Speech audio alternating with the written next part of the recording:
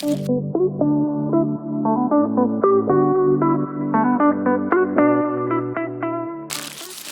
is an exciting episode. I know it's the eighth one, which is wild. We're counting up, but we're gonna do something different, which I think we were both saying like this could work, this may not work, but we're gonna try it. So, um, for context, there's a lot of stuff that Shelby and I want to dig into that is hard to fit into the you could say the calendar. But there are a lot of current events. There's a lot of topics that we've kind of been watching over the course of the summer, and we wanted to carve out some time to just dive into these. And we kind of themed it around this idea of expression, because a lot of these I think that we've been hearing kind of fall into that bucket, whether it's from the personal side for the folks we work with or employees to the companies. Like there's this whole narrative around expression. So I think that's what we're going to dive into today. How does that sound? How are you feeling about this? I think it's great. I'm really excited. I mean, exactly to your point, we looked out into the world to kind of figure out, okay, what are the conversations people are having, but not just on the surface, right? Like we didn't want to take any headline at face value. We didn't want to take Yeah. any single article as sort of the holy grail or the single source of truth. And we really tried to think through, okay, what's the higher order conversation that's actually happening here? And Exactly. Yeah. ironically, it was sort of around how crummy a lot of these conversations are happening, Yeah. and like Yeah. how companies and employees alike are not really bringing the full story to the table. That's And it. um Yeah. so that's kind of what we want to Yeah. unpack today, and Yeah. hopefully everyone listening leaves with a few kind of aha moments and like, oh, actually maybe I do a little bit of that, or oh, maybe I could tweak my approach here or there to Yeah. get more of what you want out of your Yeah. professional life, because that's the goal here. Like this is all Yeah. in service to everyone getting closer to the career that they really crave, that works best for them. And Yeah. yeah, Yeah. I think a lot of that starts with communication and high Yeah. quality expression, which Yeah. on the whole, where the world is not doing a great job of. Gosh, yeah, we are not great communicators, which Yeah. is interesting. Very interesting. So let's talk about, so what are some of the things that you have heard, around this idea of expression, and we'll say specifically around the workspace or workplace, and then we can kind of dive into these, and we can talk a little bit too about like what does everybody want out of this, Mhm. which I think you and I both see in many, like we're going through a change in this next kind of like modern workplace, and we're living through this change. So like what is the dream for companies? What Mm. do employees want in this next future state? What are we hearing? What are some of the topics that kind of have come up this summer for that you've heard? Yeah, totally. Well, it's a really big question. So Yeah. I'll match you with like a pretty high level answer, but I think would it'll be helpful to kind of level set this whole conversation. Yeah. I kind of I know this is an oversimplification, but I think it helps me kind of ground out, the different parties involved in all of this right now. But I sort of think about two main groups. There's companies and then there Yep. are employees. Now, obviously there's some overlap there. Like the big decision makers at any given company are also employees at the Mhm. company. Mhm. But for the sake of all of this, let's put that aside. Let's say Yeah. companies, aka mostly leadership teams, and then everyone else are sort Yep. of the Yep. two I think that's parties, fair. involved in all of the discourse that's happening out in the world right now. Um, and you know, the overwhelming topics seem to be along the lines of company asking for, or not, oftentimes not even asking, like mandating Yeah. X, Y, or Z, whether it's must return to the office, 3 days a week, or must do, pick your thing. Mhm. And then employees again, generalized, but on the whole, the headlines are sort of like employee wants to work from home. Employee doesn't want to be told what hours specifically they have to work. Employee Mhm. wants 1, 2, 3 ABC. Mhm. And what I notice in all of this is that the headlines, which for better or for worse, is a huge tone setter in how Mhm. we interact with each other, Mhm. are inherently at odds. It makes it out to be company versus employees, employee Yes. versus Yes. company. And the second we get into that binary, we're setting ourselves up for failure. And so I think that was one of the big realizations that we had that prompted us to want to have this conversation today around, okay, let's not take everything that we're reading at face value. Let's Yep. apply this lens of most generous interpretation. Yep. What do we think companies are really trying to get at here? Like Yeah. if we make the assumption that these leadership teams are actually incredibly well intended, may not always be true, but Mhm. let's Mhm. assume Yeah. Let's assume. Yeah. for this Yeah. conversation, Yep. um, super well intended, really want what's best for their people, like motivated by long-term results, not short-term gains. Like, let's assume Mhm. all the best parts Mhm. are Mhm. there. If we assume that's true, what do we think they're really trying to get at when they say things like, you must come back into the office 3 days a week? You Yeah. know, Yeah. do Yeah. you, I know. I'm like, oh, is that? And so I think there's a couple things there, right? I think there's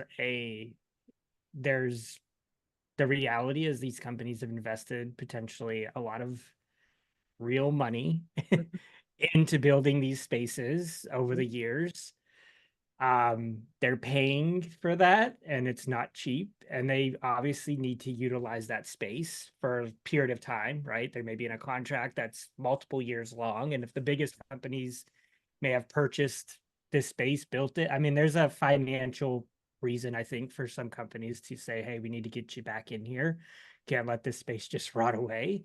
I think I think there's a splintering, right, that has happened in some cases. I know, if you have your one team who gets autonomy to work this certain way, another team doesn't, it creates a lot of challenges to how do you build policies, how do you, like, what is your kind of centralized nucleus of the company when everybody's kind of doing their own thing.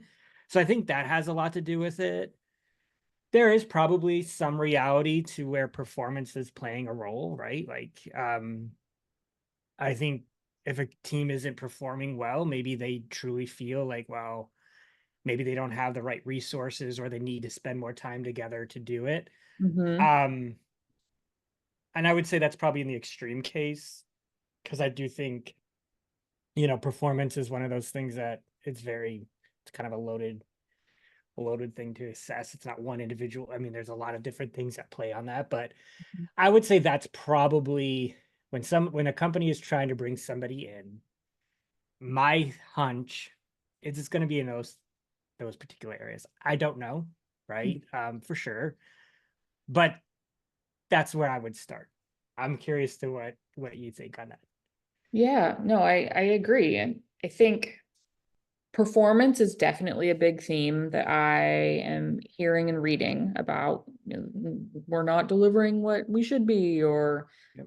Yeah. we're not seeing the results that we want to see. We're not seeing the quality of work, X, Y, Z. And I feel like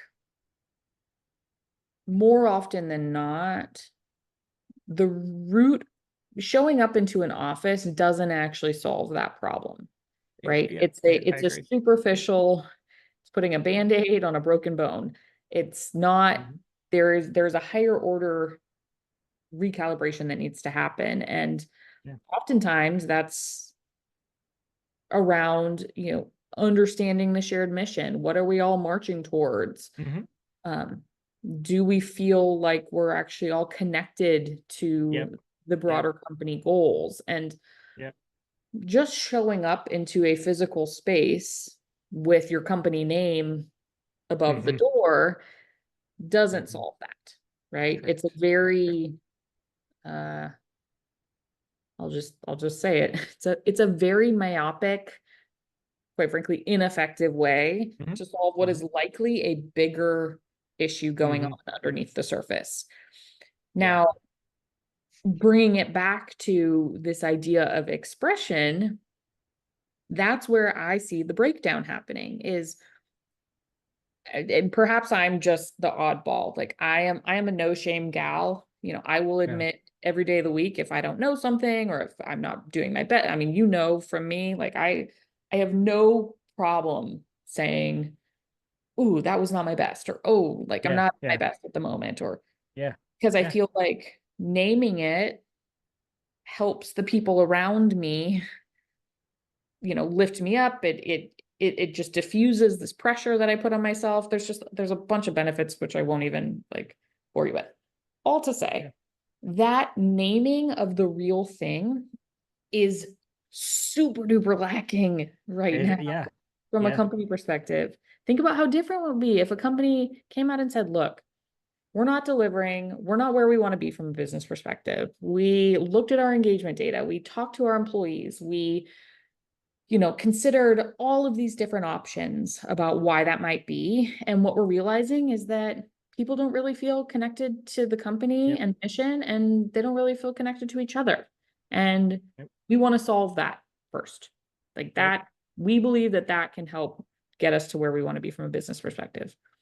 If Yep. a company said that out loud, I think they would be shitting bricks. I think they'd be Hmm. terrified. Oh my Hmm. God, cannot admit that we do not know what we're doing from a Oh cultural yeah. For perspective. sure. For sure. Yep. But I think in reality, I think the masses would applaud them and they Yeah. would say, how refreshing Yeah. that that a company, that a leadership team actually listened to their people, looked around at the Mhm. reality of what was going on, and then Yeah. named the real thing and said that they're committed to figuring out the real thing, Yeah. not this totally arbitrary random symptom of nobody showing up to the office. Yep. Yep. you know Yep. Again, it's like putting a band-aid on a broken bone. Like you Yeah. look like you look like you don't know what you're doing Yeah. when you Yeah. do that. For sure. And well, I would even go as far as even if they would ask the employees, Totally. what could we do here? Right? We have Totally. this Yeah. space, like that's a solution. Can we Yes. bring people in? Maybe a group of folks are like, you know what? Yeah, that actually would help me in my productivity. Others may say, no, I'm cool. Like co-creating a solution in Yes. this kind of next wave of what work culture looks like, I think is really the best opportunity that a company has is to sort of just sit down and say, the resources are this, the data is this. We all know the shift that's happening with younger generational folks working in the work. I mean, there's so much happening in this world right now that's transforming it. Like, what if we just all got together Hmm. and actually experimented, Hmm. right? And tried some things. Hmm. And the funny thing around just, I remember, when we were the thing about working distributedly versus in the office that I feel goes against sort of this idea of like performances. It's a heck of a lot easier, in my opinion, to assess high performers, low performers in a distributed environment than in a physical space. Mm. And and it's just because you can't, I'll just say, you can't BS your way through it, Mm. right? It's like you can't just be the person who gets to hang out with the manager every at night and just kind of like builds this narrative of, oh, he or she's my buddy now, and I can just kind of get all the, get the free passes, right? It's like that Mhm. doesn't exist, right? Like I can assess somebody who's just not producing much faster because like it's come straight, it's there, the data's there, it's in the Slack, it's in the docket, I mean it's all there. So that's where I kind of look at this and go, to your point, there's more at play. I think there's, how do you look at your team? You may have a group of folks who just performed really, really well in the office or appeared to perform really well in the office. Now that they've been put in like a true leveling playing field, they're falling off, other people are rising bar, and now you've got this skewed like perspective on what your true performance is looking like. So you're like over indexing. You're like, well, that can't be real, but in reality, it'll work itself out. You just got to give it some more time and start to ask yourself, who are the people that I need to have in seats now versus who I needed 6, Yeah. 8, 10 years ago, So it's an interesting, that is an interesting topic. Um, what about on the, like, let's take that same topic of, distributed work versus, what are employees kind of wanting out of that Mm. from your perspective? So you asked me what companies are looking for. Mhm. What are employees looking for? Well, I think in the media, I think what employees are looking for has been reduced to employees want to work from home. I think we've Mhm. way oversimplified, way like, you know, just Yeah. reduced it to just like that statement, which Yeah. is a wild misrepresentation of what Yeah. people actually want, in my opinion. True. Um, Yeah. for many people, to your point, working from home enables a lot of other things, which is what they really want. But Mhm. these conversations are nuanced and complicated and tricky. And so Mhm. we are fumbling when it Yeah. comes to accurately and appropriately expressing what our wants and needs are.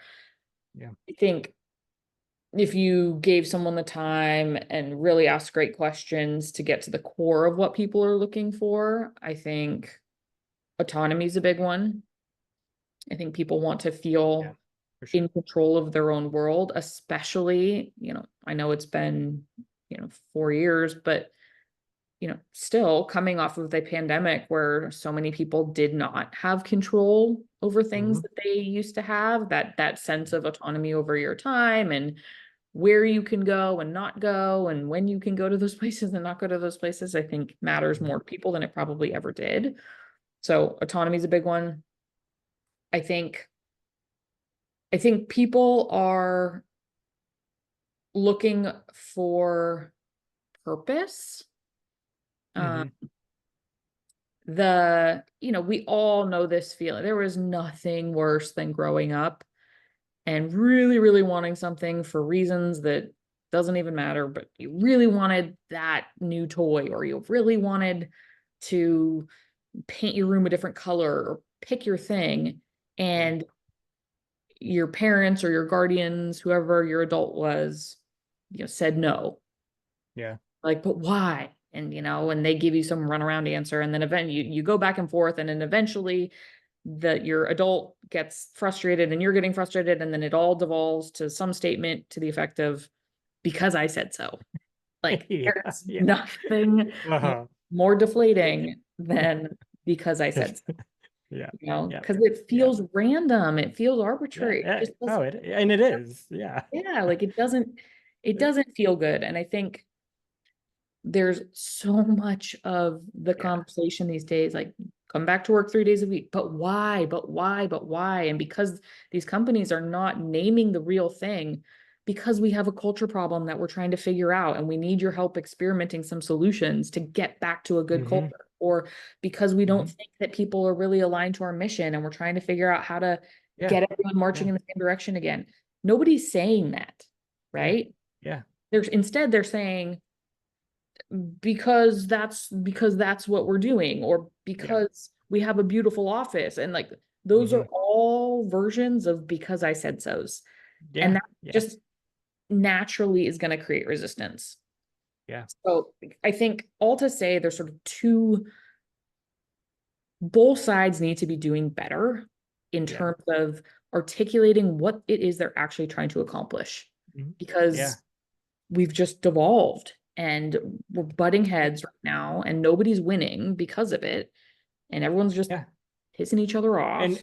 and I think we're living even just outside of work in this very strong need to feel seen and heard, right? Mhm. Like as employees, I agree with everything you said, autonomy, but I also think there's that feeling of just like I'm an individual. I'm, I feel the need, not, I'm just saying this is Mhm. potentially part of this, right? Is I don't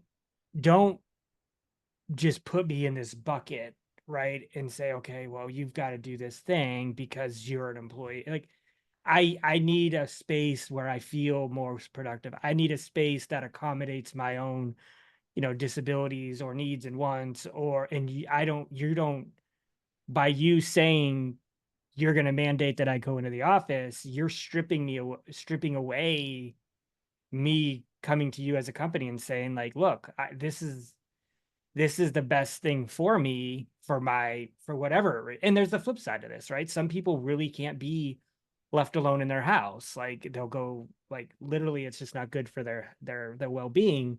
So Mhm. having the option to go in an office is good for them, right? So like there's two sides of this, but the fact of the matter is people I think now really want to have choice, and a lot of folks have tasted it for the first time, starting 4 years ago, Mhm. realize like, look, like I can fully integrate my life, my work in a way that is conducive to both parties, myself and the business. Well, if it's working, why should we be forced to break this, right? When it just seems like they're yeah, I mean, and I just can see where that polarizing like narrative on both sides, because no, I don't want to go into like I have to give up so much more now, like Yeah. by doing that, and the company's like, well, yes, you do. It is complicated. Like I definitely, Yeah. it's not a simple A or B, but why are we making it A and B, right? Well, I think I agree with everything you just said. And I'll add on to that. I think, use the words, I don't want to go into the office. I can integrate my work and my life more meaningfully than I was able to in the past. Yes, that is true for, a portion of the population. I think there's another portion of the population that doesn't have a choice. Like I have to Mm, integrate my work yes, and my life yes, in a that's way guilty. that Yeah, I didn't have to before. I say yeah, this all the time to folks, in the same way we've oversimplified the language of come to the office versus don't come to the office. Like it's way more complex than that. The same is true with what it means for the rest of our life. The whole world changed through the pandemic, not yeah, just yeah, your kid is in school and your kid coughed 3 times. 10 years ago, your kid coughed 3 times and then, yeah. they gave him a glass of water and they moved on and they went about their merry day. Now Yep. your kid Uh, does a half a cough and you get a phone you're call. going home. Yeah, come pick up Yeah. Susie and she's not welcome back for 2 weeks. Mhm. Like Yeah. that's one example, but there's so many things Yeah. like that. Childcare, great example. If you look at the cost of childcare compared to every other thing that we pay for, it is astronomical. So if Yeah. you have a young kid and you want to be employed, a lot of Mhm. times people quite literally, this is not an exaggeration, quite literally cannot afford Yeah. to pay for the childcare. So you have to be at home to Yeah. watch your child. It is illegal to leave your child home, of a Yeah. certain age. So I think that's another part of this whole thing that often doesn't get represented in these conversations and these articles I read, these headlines, like even just the conversations I have with, friends, family, former Mhm. colleagues, whoever. It's so much more than just work. It is Yeah. how the Yeah. entire world works today, and Correct. what does the whole ecosystem look like to Mhm. support Mhm. people? And I think, Yeah. to your point of autonomy, it's partly choice, it's partly need. But then Mhm. also, I think going back to our original point is I don't think either side is really bringing the full need to the table, like really articulating. Each side is assuming that the other understands or just gets Yeah. it or Yeah. whatever it may be, Yeah. and we're shooting Yeah. ourselves in the foot.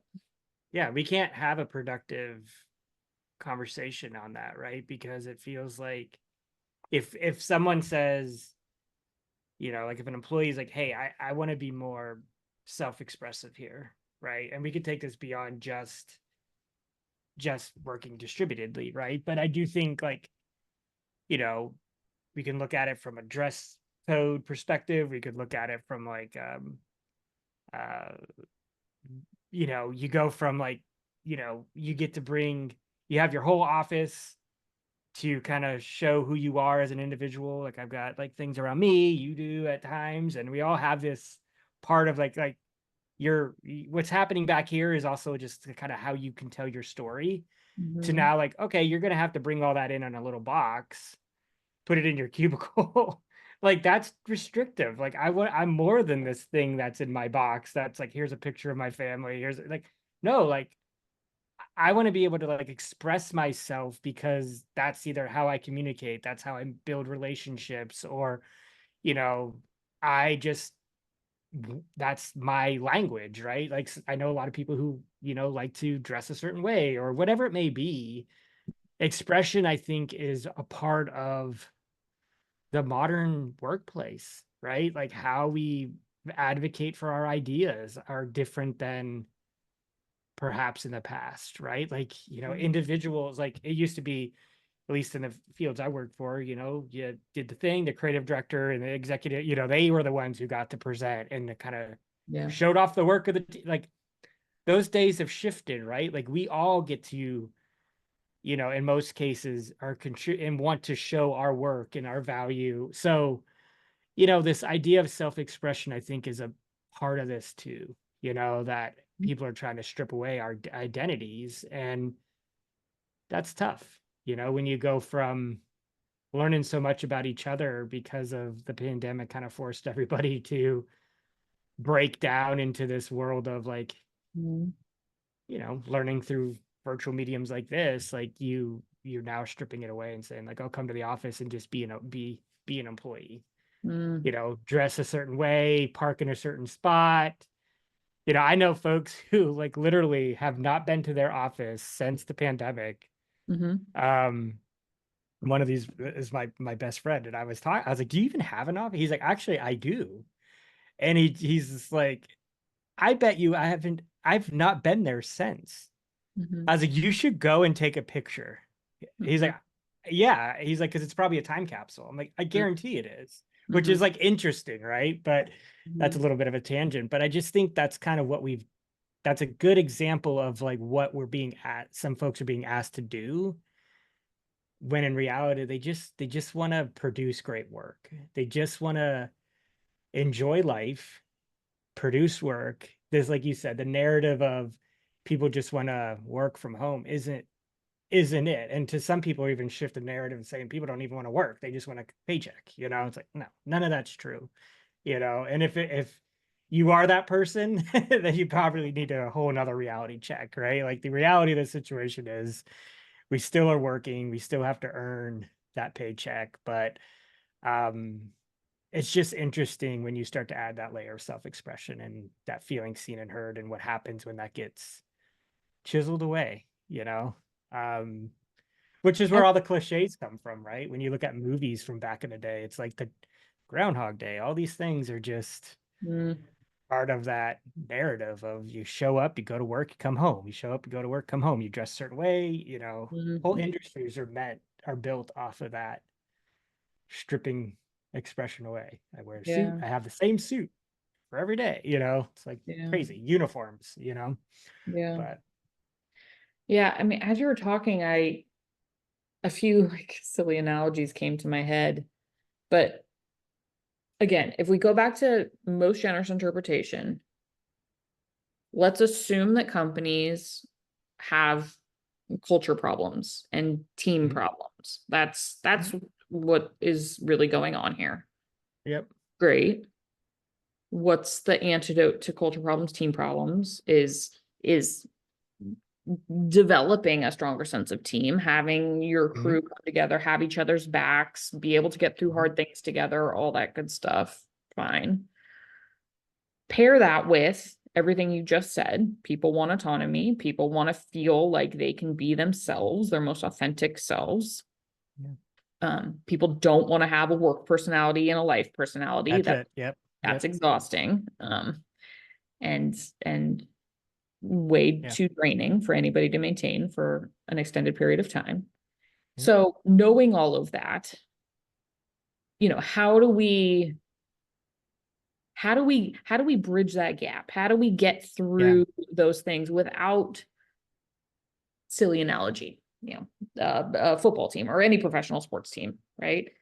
If every player on the team came to practice with their list of 15 things that Mm. really matters to them, that they felt strongly about, well, I look better in purple, I'm going to wear purple, not blue, even though blue's Yeah. the team Yeah. color.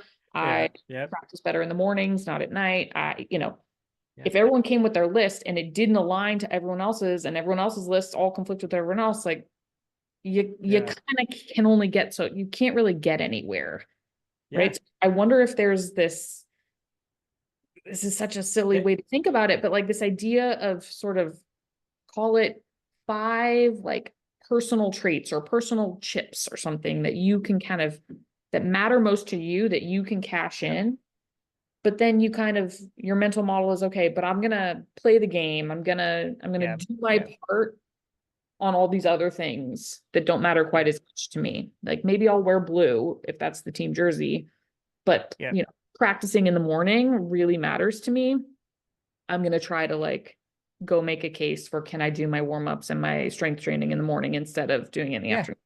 Yeah. Like I paper think towels almost. I totally think this idea of self-awareness or just awareness in context in general, right, is really, really important in all this, right? Like I'm when you talk about the football analogy, I think of like the movie Little Giants, where they were just like this ragtag team that just, and they performed horribly. They could not win it because like everybody was doing their own thing. I mean, there's so many like funny like movies that's just kind of around, and it's true, right? Like, you know, teams, that's the opposite of team, right? And when everyone's like, I want to do it this way, I want to, I think there's a look, we all have to play certain parts of this because Yeah.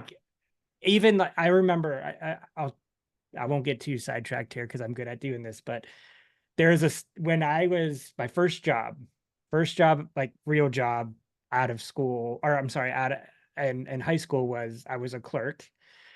And I remember district manager comes in and was like, we all have to wear ties and a dressed up. I'm like, I went from wearing a t-shirt to now having to wear a tie and a dress shirt. Like, what is going on?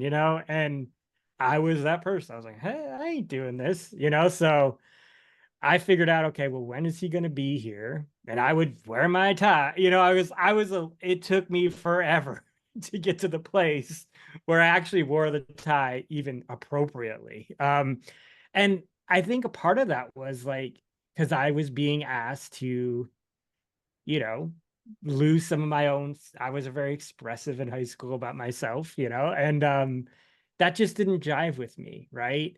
Um, but I learned through that journey, because I was there for about 4 or 5 years, is that, there is a game at times that needs to be played, right? Like he wasn't saying you all have to be this certain way, but like, hey, look, we have to look, we can't all look sloppy, and this is kind of part of us like showing value to our customers, blah, blah, blah, blah, blah, so you get it over time. So I do think knowing that you are part of a team is Mhm. important. I think knowing yourself, as we always talk about, know who you are, which that process will tell you what chips are you willing to, you know, keep, put out, how, if maybe you have to split a chip in half. Like I'm thinking of like the person who's like, I'm really expressive. I'm gonna dress a certain way. I'm gonna look presentable at work, but I also am gonna dye my hair. It's not too crazy that I can't, but I am not wearing my full wardrobe that I would wear on a Saturday. There's a lot of ways you can kind of balance this and be you without going against the grain that you're, like you said, you're carving your own path. And then the company has to figure out how to deal with all these different splintered personalities and teams, which is that's not fair for anybody, right? So I think that's definitely it. I mean, I think I love the idea of chips because I think we can all self-identify with that. Like I know there's chips that I wouldn't, without a doubt, I would not sacrifice, but I would be willing to give up other things, if I had to go back and work in the office or whatever, I'd figure that out, maybe it's not every day. Maybe I would figure out a way to like work it out, let my performance be the value and like kind of give me the stage to in the clout, I guess, to say like, well, look, I'm a high performer. So in Mhm. exchange, can I get this Friday every other week off or whatever, Yeah. Yeah. I don't know. I think that's a good litmus test for everyone to use when they're figuring out, okay, what are the things that, again, let's pick a number. Let's call it five. I Five, like five. Yeah. five things that really, really matter to you. We'll call them your Mm, personal chips. And you got to pick your five chips really intentionally. Don't waste mhm. them on things that you can tolerate not Yeah. having. Like, Yeah. you know, I like color. I like, whatever. I like to wear Mhm. pink sweaters. I'm wearing a pink Yeah. sweater right now. If I worked at an organization like a bank and they said, dress up, wear a suit and tie, that's part of the Mhm. gig. Me wearing my pink sweater does not matter that Yeah. much to me that it would like detrimentally impact my ability to do my job well at the bank, Yep. as an example. Yep. I think we all have to bring that lens as we think about, okay, what are the five things, 3 to 5 things that Mhm. matter most to us that we're willing to advocate Mm, for ourselves about. mhm. Um, and and once you have those 5 things, then say, okay, I'm gonna be a bit more flexible and flex to Yeah. whatever it is the kind of cultural norms of the team, the broader team are.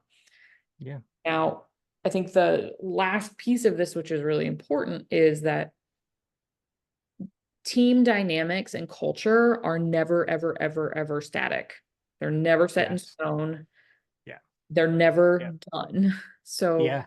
when you think about your 5 chips today, let's say, Important. self-expert, to your point, the high school version of yourself, the clothing that Yeah. you wore, the color you dyed your hair, all that stuff really, really mattered to How'd you. you how'd you know I dyed my hair? Yeah. Yes. But like at that stage in your life, like those things were really, really important to you as you're forming your self-identity, right? Yeah. You know, a year into that time of the job, 2 years into that time of the job, you want to reassess those 5 things, and your relationship with those 5 things is likely going Yeah. to change. And also the Absolutely. company's willingness to let you do those things is also going to change, right? If Mhm. you dye your hair, neon green, and that's Mhm. one of your 5 chips, and also you knock your job out of the park that Mhm. year, then next year there's a high probability that they don't even realize that your hair is green anymore. Correct. Like Correct. they've moved on Exactly. because they Exactly. realize like, oh, Dennis is knocking it out of the park. Yeah. And you can introduce a different chip. And so all of this conversation rests on the back of you doing your job phenomenally well. That is the Yeah. center of everything. And all conversations that you have in your professional life get a heck of a lot easier when you're doing really well. That doesn't mean you have to be perfect. That doesn't mean you have to Yep. have all the answers all the time. We all go through ebbs and flows, and sometimes we climb steep hills. Sometimes we're just doing, smaller inclines. So ask for help and stuff and everything you need along the way. But Yeah. all to say that this is not, there's no single answer. This is Yeah. something that has to be revisited over time because companies' needs are going to change, your needs are going to change, and the open, active dialogue about it is what gets us through. And that's what, Correct. I mean, that's been the center of this whole conversation is And actually yeah, having the conversation. yeah, having the conversation and knowing how change and understanding how change works, right? Like I can't go to a manager and say, day one, I demand, you know, blah, blah, blah, blah. A Yeah. company probably shouldn't either, right? Like we have to walk people through change, right? Because change is scary, right? If I'm cranking away at a certain point, and then I go to my man and say, hey, I was wondering if,